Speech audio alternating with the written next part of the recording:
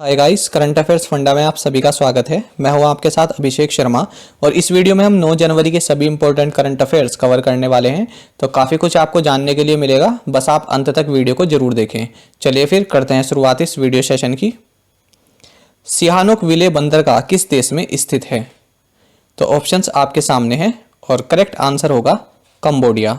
ये पोर्ट इसलिए चर्चा में है क्योंकि मिशन सागर 3 के तहत इंडियन नेवी शिप यानी आईएनएस किल्टन कंबोडिया के इस पोर्ट से वापस रवाना हो गई है और इस शिप के द्वारा राहत सामग्री कंबोडिया में पहुंचाई गई है। मिशन सागर के तहत भारत मित्र विदेशी देशों को इस पैंडेमिक के समय में राहत सामग्री पहुंचा रहा है। सागर का अर्थ है securities and growth for all in the region. Mission Sagar का जो कंसेप्ट है ये साल 2015 में प्रधानमंत्री नरेंद्र मोदी द्वारा लाया गया था। इससे पहले आईएनएस किल्टन वियतनाम में भी राहत सामग्री पहुंचा चुकी है। अगर हम इसकी बात करें, कंबोडिया की बात करें, तो इसकी कैपिटल है फ्नोम पेन और यहाँ की करेंसी है कंबोडियन रियल। 16वें प्रवासी भारतीय दिवस में मुख्य अतिथि कौन है? तो ऑप्शंस आपके सामने हैं और सही आंसर है ऑप्शन डी, चंद्रिका प्रसाद संतोखी, जो कि सूरीनाम के प्रेसिडेंट हैं, राष्ट्रपति हैं। बाकी ऑप्शंस भी देख लेते हैं। केपी शर्मा ओली, ये नेपाल के प्राइम मिनिस्टर हैं। प्रविंद जुगनाथ, ये मॉरिशस के प्राइम मिनिस्टर हैं। इब्राहिम मोहम्मद सोली, ये मालदीव्स के प्रेसिडेंट हैं। तो देखिए, जो 16वां प्रवासी भारतीय दिवस है इसका जो उद्घाटन किया है ये प्रधानमंत्री नरेंद्र मोदी जी द्वारा किया गया है और इसका थीम रहा है कंट्रीब्यूटिंग टू आत्मनिर्भर भारत। क्वेश्चन इस तरह से भी पूछा जा सकता है कि 16वें प्रवासी भारतीय दिवस का थीम क्या रहा है? तो आंसर होगा कंट्रीब्यूटिंग टू आत्मनिर्भर भारत। ये जो दिवस है ये हर 2 साल में एक बार मनाया जाता है और सबसे पहले ये जो है 2003 में बनाया गया था। और ये याद रखना कि ये इसलिए मनाया जाता है क्योंकि 9 जनवरी 1915 को महात्मा गांधी, जिन्हें की सबसे बड़ा प्रवासी माना जाता है भारत का, ये साउथ अफ्रीका से भारत में वापस आए थे। तो ये है इसका थीम, आत्मनिर्भर भारत में योगदान। युवाओं को आत्मनिर्भर बनाने के लिए किस राज्य ने लॉन्च पैड योजना शुरू की है? तो ऑप्शंस आपके सामने हैं और करेक्ट आंसर होगा मध्य प्रदेश। जो इमेज आप देख रहे हैं यह है मध्य प्रदेश के सीएम शिवराज सिंह चौहान। इस स्कीम के अंतर्गत 18 वर्ष की आयु पूर्ण कर चुके 6 से 8 युवाओं के समूह को coffee shop, stationery, photocopy, computer typing इस तरह के कार्य शुरू करने के लिए स्थान उपलब्ध कराया जाएगा। अगर मध्य प्रदेश की बात करें तो यहाँ के सीएम है शिवराज सिंह चौहान, गवर्नर है आनंदीबेन पटेल, जो कि एडिशनल चार्ज यहाँ पर निभा रही हैं। ये उत्तर प्रदेश की गवर्नर हैं और मध्य प्रदेश की कैपिटल है भोपाल। अगर एरिया वाइज बात करें तो राजस्थान के बाद मध्य प्रदेश दूसरे नंबर का लार्जेस्ट इंडियन स्टेट है। यहाँ पर बैंक नोट प्रेस जो कि देवास में है, ये मध्य प्रदेश में है। साथ ही फ्रेंड्स ये याद रखना कि नेपानगर, ये कई बार एग्जाम्स में पूछा जा चुका है, खासकर कि रेलवे एग्जाम्स में, कि नेपानगर जो है ये किस लिए फेमस है? तो यहाँ पर जो है न्यूज प्रिंट पेपर मिल्स हैं, इसके लिए ये फेमस है। साथ ही Bhagoria tribal festival, Tansen music festival जो कि ग्वालियर में मनाया जाता है, कालिदास समारोह जो कि उज्जैन में मनाया जाता है, Narmada festival, Kanha national park, Kuno national park, Bandhavgarh national park, Dhuandhar fall, Maheshwar, Omkareshwar, Ujjain, Chitrakoot और अमरकंटक, ये सभी काफी फेमस प्लेसेस हैं जो मध्य प्रदेश में हैं। साथ ही Khajuraho temples, Udayagiri caves, Bhimbetka rock shelters और पचमरी हिल स्टेशन, ये भी मध्य प्रदेश में ही हैं। मध्य प्रदेश से जुड़े करंट अफेयर्स की बात करें तो लोकल ट्रेडिशनल आर्ट्स को बढ़ावा देने के लिए मध्य प्रदेश सरकार ने हाल ही में एक जिला एक शिल्प इस कैंपेन को शुरुआत की है। साथ ही मध्य प्रदेश ने टॉप पेरेंट ऐप इसको भी लॉन्च किया है स्टूडेंट्स के लिए। साथ ही मध्य प्रदेश गवर्नमेंट ने हाल ही में धर्म स्वतंत्र रिलीजियस फ्रीडम बिल इसको भी अप्रूव किया है। साथ ही मध्य प्रदेश गवर्नमेंट ने एक मास्क अनेक जिंदगी कैंपेन भी लॉन्च किया है और मध्य प्रदेश ने रोजगार सेतु स्कीम भी लॉन्च की है स्किल्ड वर्कर्स के लिए। साथ ही आपको पता होगा कि मध्य प्रदेश को टाइगर स्टेट के नाम से जाना जाता है, लेकिन अब आप इसको लेपर्ड स्टेट ऑफ इंडिया भी कह सकते हैं, क्योंकि जो हाल ही में सरकार द्वारा लेपर्ड सेंसस के जो आंकड़े जारी किए गए हैं तो उसमें टोटल लेपर्ड जो है भारत में ये है 12,852। पिछले 4 सालों में 60% की वृद्धि लेपर्ड की संख्या में हुई है। और अगर स्टेट्स की बात करें तो सबसे ज्यादा लेपर्ड है मध्य प्रदेश में 3,421, इसके बाद है कर्नाटक में और तीसरे नंबर पर है महाराष्ट्र में। साथ ही मध्य प्रदेश गवर्नमेंट ने गंदगी भारत छोड़ो इस कैंपेन को भी लॉन्च किया है। और ये भी याद रखना कि इंडिया का पहला टाइगर रिजर्व बना है बांधवगढ़ टाइगर रिजर्व, जहां पर की hot air balloon safari launch की गई है। साथ ही अगर हम यहाँ के और टाइगर रिजर्व की बात करें तो Kanha tiger reserve, Pench tiger reserve, Panna tiger reserve, Satpura tiger reserve और संजय टाइगर रिजर्व, ये सभी मध्य प्रदेश में है। फ्रेंड्स, अगर आपको हमारा कंटेंट अच्छा लगता है तो आप वीडियो को लाइक जरूर किया कीजिए। किस देश की संसद ने एक कानून को मंजूरी दी है जिससे नागरिक समाज समूह की सरकारी निगरानी बढ़ेगी? देखिए, कहना क्या चाह रहे हैं कि किस कंट्री की पार्लियामेंट ने इस तरह के एक लॉ को मंजूरी दी है जहां पर की जो सरकार है वो अब इस देश के सिविल सोसाइटी ग्रुप्स की निगरानी कर सकता है, उन्हें मॉनिटर कर सकता है। तो आंसर होगा टर्की। टर्की के जो प्रेसिडेंट है इनका नाम है रेचेप तैयब अर्दोआन। जो फ्रेंड्स ये लिखा है ना, इसको अर्दोगन नहीं पढ़ते हैं, टर्किश भाषा में इसको अर्दोआन पढ़ते हैं, अर्दोआन। और यहाँ की कैपिटल है अंकारा और यहाँ की लार्जेस्ट सिटी है इस्तांबुल। तो याद रखना, लार्जेस्ट सिटी जो है ये इस्तांबुल है और इस्तांबुल को पहले बोला जाता था कॉन्स्टेंटिनोपल। तो ये कई बार एग्जाम में पूछा भी जा चुका है कि कॉन्स्टेंटिनोपल किस सिटी का पूर्व नाम था। तो आंसर होगा इस्तांबुल। साथ ही टर्की की करेंसी है टर्किश लीरा। और टर्की याद रखना एक ट्रांसकॉन्टिनेंटल कंट्री है।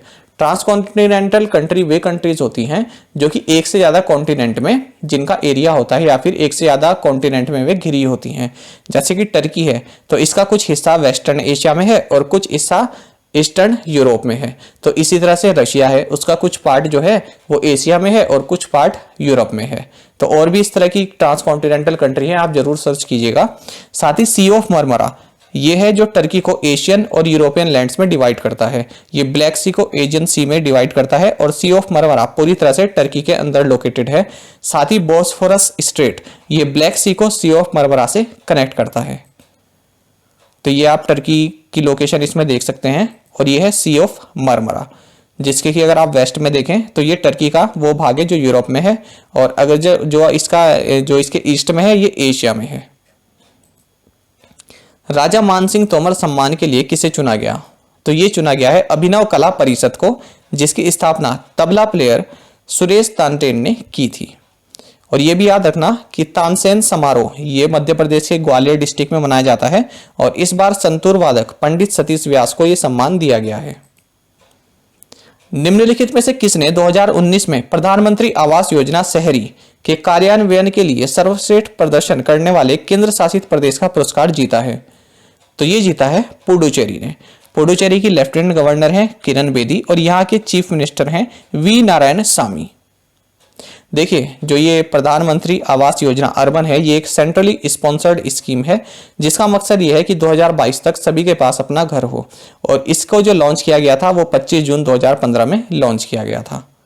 साथ ही फ्रेंड्स, अगर हम पुडुचेरी की बात करें तो 4 फ्रांस की जो कॉलोनीज रह चुकी हैं, पुडुचेरी, कराईकल, माहे, यनम, इनसे मिलकर ये बनी है पुडुचेरी। और 1 नवंबर 1954 को इसका भारत में विलय किया गया।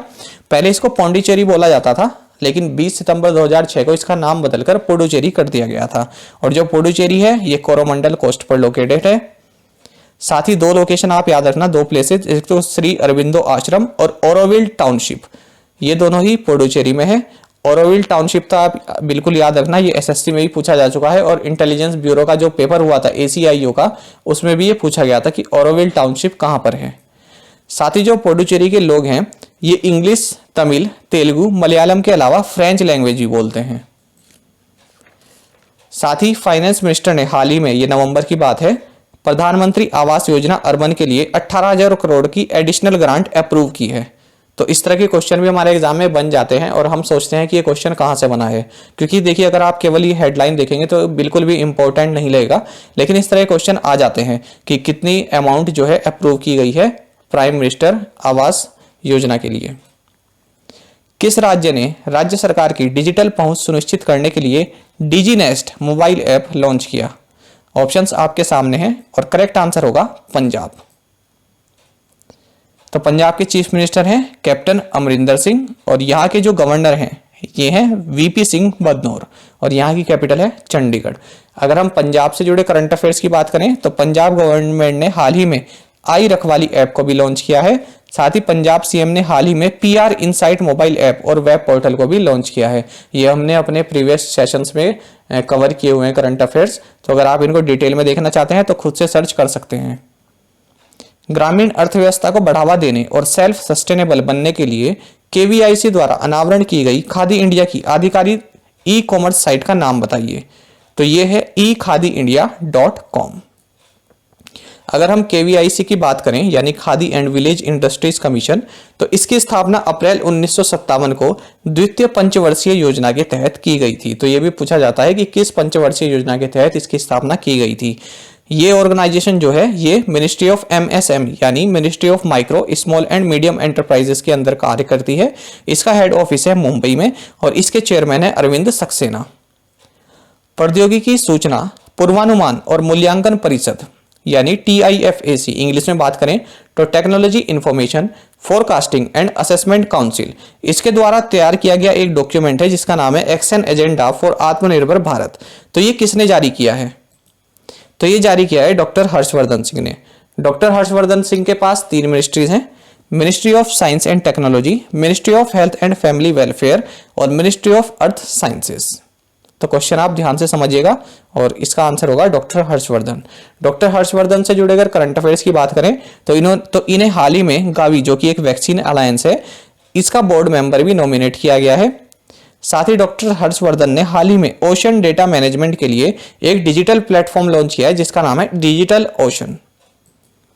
साथ ही फ्रेंड्स हर्षवर्धन जी ने भारत की इंडिजिनस फर्स्ट न्यूमोकोकल वैक्सीन बनाई है जो कि निमोनिया के लिए है और इसका नाम है न्यूमोसिल। तो ये भी याद रखना, निमोनिया ये जो है P से शुरू होता है लेकिन इसको पढ़ा जाता है निमोनिया, N से इसको प्रोनाउंस किया जाता है लेकिन जो इसकी स्पेलिंग है ये P से शुरू होती है। किस राज्य या केंद्र शासित प्रदेश ने पावर सरप्लस क्षेत्र बनने के लिए NHPC के साथ एक समझौता ज्ञापन पर हस्ताक्षर किए हैं? तो ये किए हैं जम्मू एंड कश्मीर। NHPC यानी national hydro electric power corporation, ठीक है, इसके साथ किए हैं। जम्मू कश्मीर की बात करें तो यहाँ के लेफ्टिनेंट गवर्नर है मनोज सिन्हा और RK सिंह ये है union minister of state for power new and renewable energy, इन्होंने ही उद्घाटन किया है।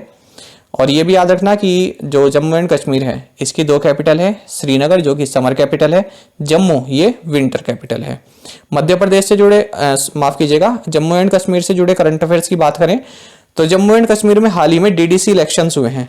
तो यहाँ पर सिंगल लार्जेस्ट पार्टी के रूप में BJP उभरी है जिसने कि 75 सीट्स यहाँ पर पाई हैं। अगर ओवरऑल हम बात करें अगर गठबंधन को भी मिलाएं तो गुपकार अलायंस ने सबसे ज्यादा सीट्स यहाँ पर दर्ज की हैं। साथ ही जम्मू एंड कश्मीर ने नाफेड के साथ एक पैक्ट साइन किया है जिसके तहत यहाँ का जो हॉर्टिकल्चर प्रोड्यूस है या जो उत्पाद है हॉर्टिकल्चर से जुड़े उनको एक ग्लोबल मार्केट प्रोवाइड कराया जाएगा। नाफेड का मतलब है national agriculture cooperative marketing federation of India. साथ ही जम्मू एंड कश्मीर के श्रीनगर में स्थित अमर सिंह कॉलेज, इसको यूनेस्को का एक अवार्ड मिला है फॉर कल्चरल हेरिटेज कंजर्वेशन। साथ ही जम्मू एंड कश्मीर के लेफ्टिनेंट गवर्नर है यहाँ के एडमिनिस्ट्रेटिव सर्विस ऑफिसर्स के लिए स्पैरो सिस्टम को भी लॉन्च किया है। स्पैरो का मतलब है smart performance appraisal report recording online window.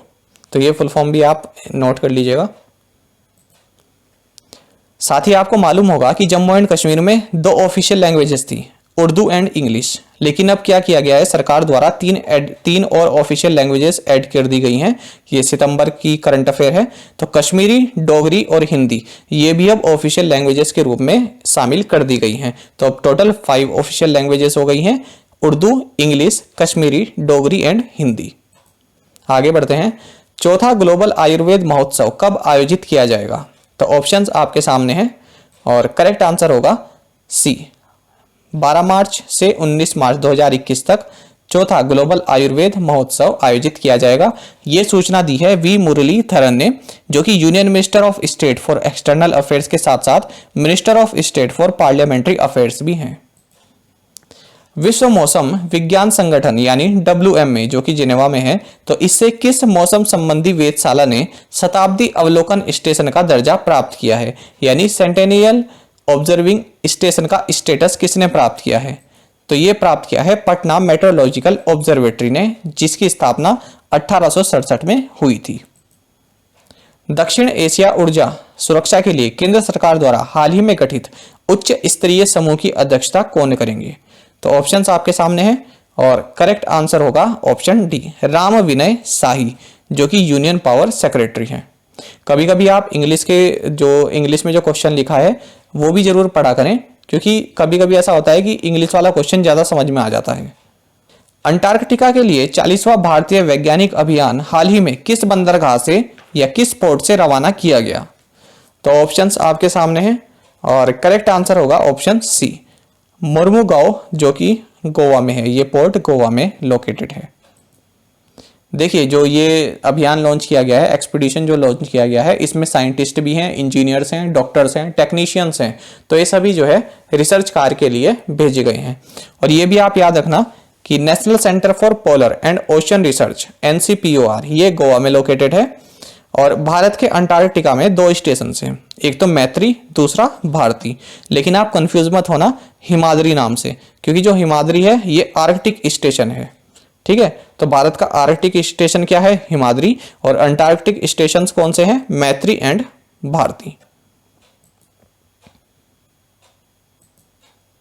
निम्नलिखित में से किस शहर में केंद्रीय मंत्री धर्मेंद्र प्रधान ने एक प्रवासी श्रमिक सेल का उद्घाटन किया?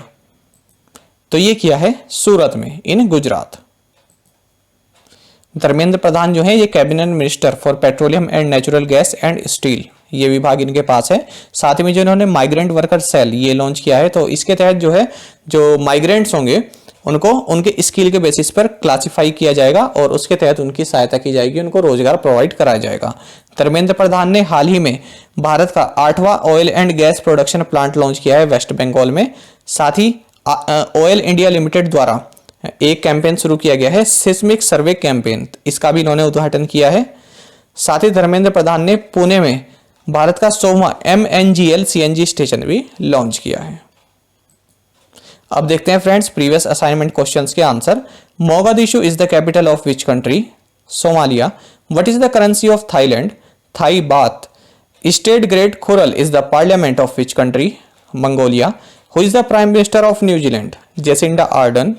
Recently, who became the first person to reach 250 million followers on Instagram? Cristiano Ronaldo. अब देखते हैं आज के assignment questions. Republic of Suriname is in which continent? Mathikettan Shola national park is located in which state? Angkor Wat temple complex is situated in which country? इस question का answer आपको इसी presentation में मिलेगा, इसी वीडियो में मिलेगा, तो आप खुद से दिमाग लगाइए कि इसका आंसर क्या हो सकता है। Recently DRDO celebrated its 63rd foundation day on which day? Prakash Utsav is celebrated every year to commemorate the birth of which Sikh Guru?